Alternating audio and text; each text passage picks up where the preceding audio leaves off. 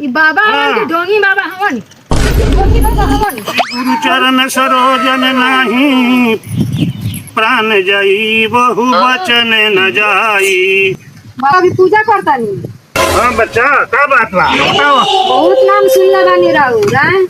आ हम इतना दूर से चल के आ गनी लोग से जामुन बाबा ठीक बड़ा। एकरा भला हो जाला पड़ला के सब कृपा बा।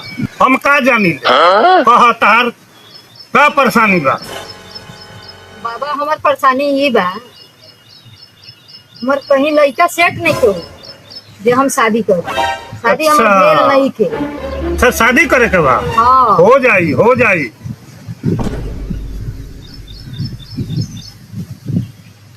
भाई अच्छा लो हाथ में तनावस कर दता हमरा का। पहली बाबा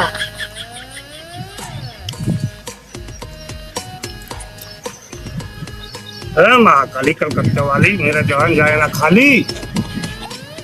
हाँ बताओ।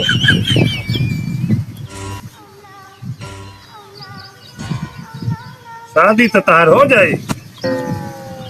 शादी तार हो जाई ये साल में शादी होई।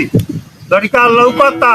बाबा हम तो कनिया हमार हाथ देखे रहे तो अपन हाथ देखो अरे तनी। तोहरे देखता नहीं हम हेमे तोहरे देखता नहीं हाथ देता। लड़का तो साफ लौकता। कहाँ बा लड़का बाबा? अरे तारा ना लौकी हमारा लौकता। अच्छा रउरा लौकत। देखा ही देखा बताओ ता हमार तहार जवानी भइल बर्बादी। अब की लगन में तहरा से हमार हो जाई शादी। बाबा हवन के ढोंगी बाबा हवन। ढोंगी बाबा हवन। Wow!